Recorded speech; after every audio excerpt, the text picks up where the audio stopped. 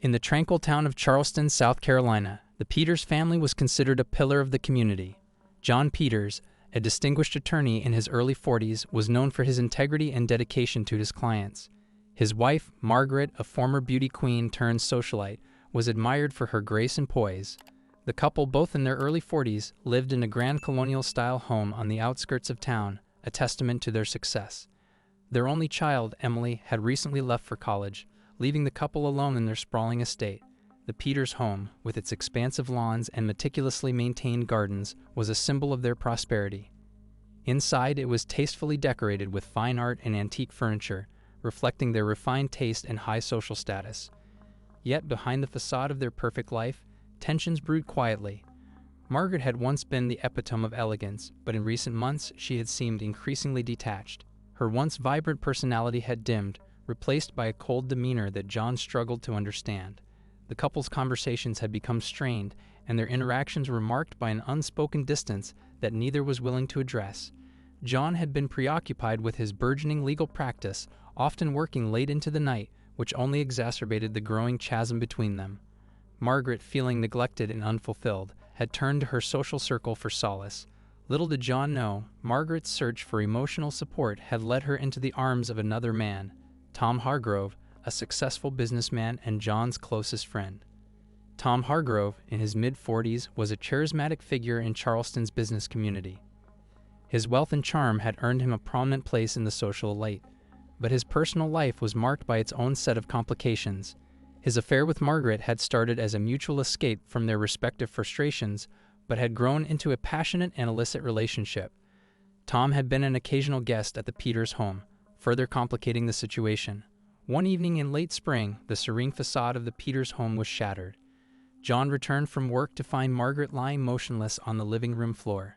The room was eerily quiet, the usual hum of domestic life replaced by a chilling silence. John's initial panic turned to dread as he realized that Margaret was not merely unconscious but had been poisoned. The police were called immediately. Detective Laura Harris, a seasoned investigator in her early 30s, was assigned to the case. Laura had built a reputation for her meticulous attention to detail and her ability to uncover hidden truths. She arrived at the Peters estate with a sense of grim determination, ready to unravel the mystery behind Margaret's death. The initial moments at the crime scene were chaotic. Paramedics worked diligently to confirm Margaret's death, while officers secured the area. John, still in shock, was questioned by Detective Harris. His answers were disjointed, a mix of grief and confusion. He explained that he had come home after a long day at work to find Margaret in a state of distress. She had been complaining of a headache earlier in the day but had insisted on resting. As the investigation began, Detective Harris quickly noted the state of the Peters home. It was evident that Margaret had been preparing for a quiet evening, as a half-eaten dinner sat on the dining table and a book was left open on the coffee table. There were no signs of forced entry or struggle, suggesting that Margaret knew her attacker or had been caught off guard. Detective Harris' first task was to question those closest to Margaret and John. She learned about Margaret's strained relationship with her husband and her recent involvement with Tom Hargrove. The affair was known among a few of Margaret's friends, but had been kept a secret from John. The police also uncovered that Margaret had been under considerable stress due to personal and financial issues, adding layers to the already complex case. The investigation focused on Tom Hargrove, who had been seen with Margaret on the day of her death. Tom's alibi seemed solid. He was reported to be at a business meeting with several colleagues during the time Margaret was poisoned. However, Detective Harris was not quick to dismiss him as a suspect. The affair with Margaret provided a clear motive, and Tom's known jealousy and anger issues made him a person of interest. As Laura delved deeper, she uncovered that Margaret had been active in a number of social and charitable events, each providing potential clues to her state of mind in the days leading up to her death. Margaret's social circle included influential figures who might have had their own reasons to harm her, adding further complexity to the investigation. John's emotional state was fragile. He had lost not only his wife, but also his sense of security. He was adamant that he had nothing to do with Margaret's death and was deeply troubled by the fact that someone he trusted could have betrayed him so grievously. As Laura examined the evidence, she found herself navigating a web of personal and professional relationships, each thread leading to a potential motive. The chapter ended with Detective Harris feeling the weight of the case pressing heavily on her. The peaceful town of Charleston was now a place of suspicion and fear, With the murder of Margaret Peters casting a long shadow over the lives of those involved, Laura knew that to uncover the truth, she would need to delve into the hidden corners of the Peters lives and untangle the complex web of deceit and betrayal that had led to Margaret's untimely death. Detective Laura Harris started her day with a renewed sense of determination. The investigation into Margaret Peters' murder had quickly revealed the surface of a deeply troubled life, but Laura knew she needed to dig much deeper to uncover the truth. With Margaret's personal life seeming to hold the key, Laura decided to start by scrutinizing her relationships and financial dealings. The first stop was the Peters home, where Laura was determined to explore every detail. The grand residence, though still holding the aura of its former grace, had become a crime scene laden with emotional weight. Laura re-examined the living room where Margaret had been found, noting the half-eaten dinner and the open book on the coffee table. Everything seemed to suggest a sudden, unexpected death, a stark contrast to the carefully maintained image of the Peters family life. Laura's next move was to delve into Margaret's social and professional circles. She interviewed Margaret's friends and acquaintances, hoping to piece together her recent activities and state of mind. Margaret's closest friend, Annabelle, a well-known local philanthropist, spoke candidly about the emotional distance that had recently grown between Margaret and John. Margaret had been distant for months. Annabelle revealed, her voice tinged with sadness. She often mentioned feeling trapped in her own life. She confided in me that she was considering a drastic change. I didn't know what she meant, but she seemed desperate. Annabelle also shared that Margaret had been increasingly involved with a new charity organization, a fact that Laura noted. The charity, which focused on helping underprivileged children, had been a recent passion of Margaret's. However, Laura's inquiries revealed that Margaret's involvement had also become a source of tension, as she had clashed with other board members over the allocation of funds. Laura's investigation then turned to Margaret's financial affairs. She discovered that Margaret had been involved in a complex and secretive investment scheme. The scheme, orchestrated by an acquaintance of Margaret's, was shrouded in mystery but appeared to be highly lucrative. The financial documents revealed that Margaret had been heavily invested and was set to make a considerable profit. However, there were discrepancies in the records that hinted at potential fraud. Margaret had also been in contact with a number of high-profile individuals, many of whom had a vested interest in her financial dealings. Laura arranged interviews with these contacts, hoping to uncover any potential motives. The meetings revealed a pattern of deceit and conflict, with several individuals expressing dissatisfaction with how Margaret had handled the investments. One of the most intriguing leads came from Margaret's recent interactions with Tom Hargrove. Tom had been both a confidant and a lover, but his involvement in the affair was more than just an emotional betrayal. Laura learned that Tom and Margaret had been in a heated argument shortly before her death. Margaret had threatened to expose their affair if Tom did not help her with a financial scheme she was planning. Tom's alibi, supported by several colleagues who had been with him at a business meeting, seemed solid, but Laura suspected there was more to his involvement than met the eye. She discovered that Tom had been deeply troubled by the arguments and threats from Margaret. During her investigation, Laura found that Tom had been seen withdrawing a large sum of money shortly before Margaret's death, raising questions about whether he had a financial motive. The breakthrough in Laura's investigation came from an unexpected source: a discarded note found in Margaret's home office. The note was a draft of a letter Margaret had planned to send to Tom, threatening to expose their affair unless he agreed to give her a significant amount of money. The letter was filled with desperate pleas and veiled threats, painting a picture of Margaret as a woman backed into a corner. Laura's suspicions were further fueled when she learned about John Peters' estranged brother David. David had left Charleston years ago after a bitter falling out with John over a family dispute. Laura had previously overlooked David as a potential suspect, but as she delved deeper, she discovered that David had returned to Charleston around the time of Margaret's death. David's return was not widely known, and he had managed to keep a low profile. Laura found that David had a history of bitterness and resentment towards John, stemming from a business venture that had gone sour years before. The falling out had been dramatic, with David feeling that John had unfairly taken advantage of him. Laura's investigation revealed that David had been in town during the week of Margaret's murder. He had been staying in a small rented apartment on the outskirts of Charleston.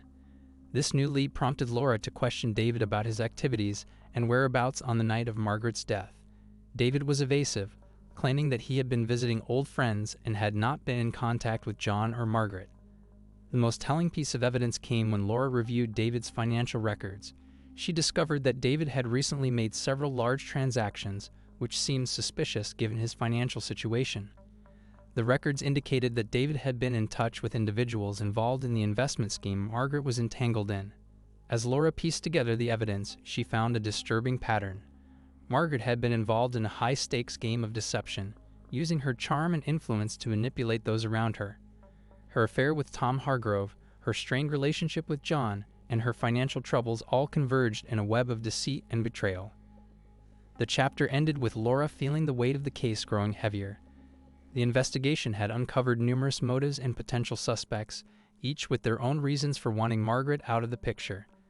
The pieces of the puzzle were coming together, but the complete picture remained elusive. Laura knew that to solve the case, she would need to delve further into the hidden aspects of the Peters' lives and confront the complex web of lies that had led to Margaret's death. Detective Laura Harris was determined to close the case of Margaret Peters' murder, which had become increasingly complex with every new lead. The evidence pointed to multiple motives and suspects, but Laura knew that the true resolution lay in connecting the dots among the intricate relationships and hidden agendas. As she reviewed the findings, one thing became clear. Margaret's death was not just a crime of passion, but a calculated act entwined with a web of deceit. Laura's first breakthrough came when she analyzed Margaret's personal journal, which had been discovered in her home office. The journal detailed Margaret's growing frustration with her life, her strained relationship with John, and her manipulative interactions with Tom Hargrove. It also revealed Margaret's plan to use her affair with Tom as leverage in her financial dealings. The entries painted a picture of a woman who felt trapped and was willing to go to great lengths to escape her circumstances. One particularly revealing entry was dated just a few days before her death. In it, Margaret wrote about her intent to confront Tom with an ultimatum. Either he would help her secure a large sum of money, or she would expose their affair and ruin his reputation. The entry ended with a chilling note about her plan to frame Tom for her murder if he refused her demands. It was clear that Margaret had been driven to desperation and was willing to manipulate those around her to achieve her goals. Laura's investigation into David Peters took a dramatic turn when she uncovered evidence linking him directly to Margaret's murder. David had been in Charleston at the time of the murder, and his financial transactions had shown significant movements shortly before and after Margaret's death.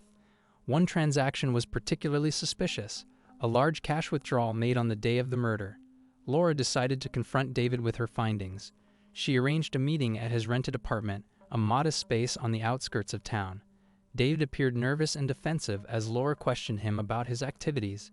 Despite his attempts to maintain a facade of innocence, David's demeanor suggested that he was hiding something. "Why the large cash withdrawal, David?" Laura pressed. "And why did you return to Charleston just before Margaret's death?" David shifted uncomfortably.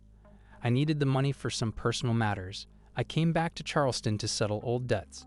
I had nothing to do with Margaret's death." Laura's skepticism grew as she pressed him further.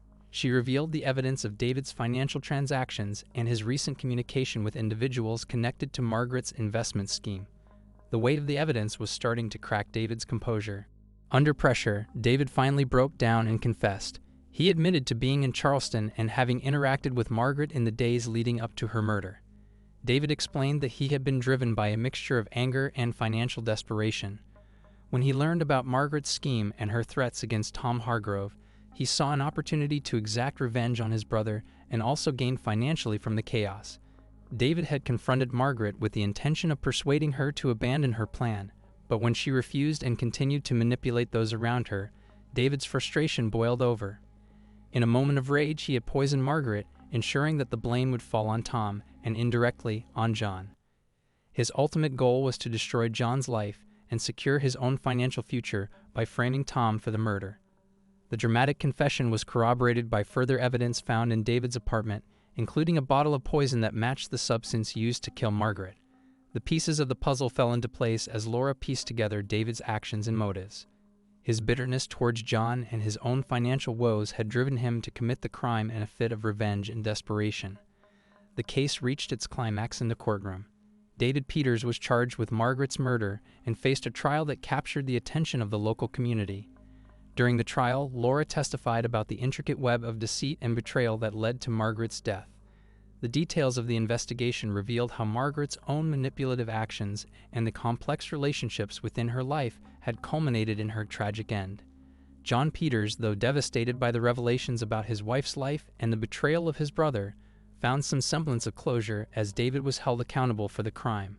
Tom Hargrove was exonerated, and the truth about his involvement, or lack thereof, was made public. The trial served as a stark reminder of the destructive power of unresolved grudges and the lengths to which people could go when driven by personal vendettas. The chapter concluded with Laura reflecting on the case. The murder of Margaret Peters had unveiled a complex tapestry of human emotions and motivations, from greed and jealousy to betrayal and revenge. In unraveling the mystery, Laura had navigated a maze of deceit and uncovered the truth behind a tragic crime. The echoes of vengeance that had driven David to kill Margaret had reverberated through the lives of everyone involved, leaving a lasting impact on the community and on Laura herself.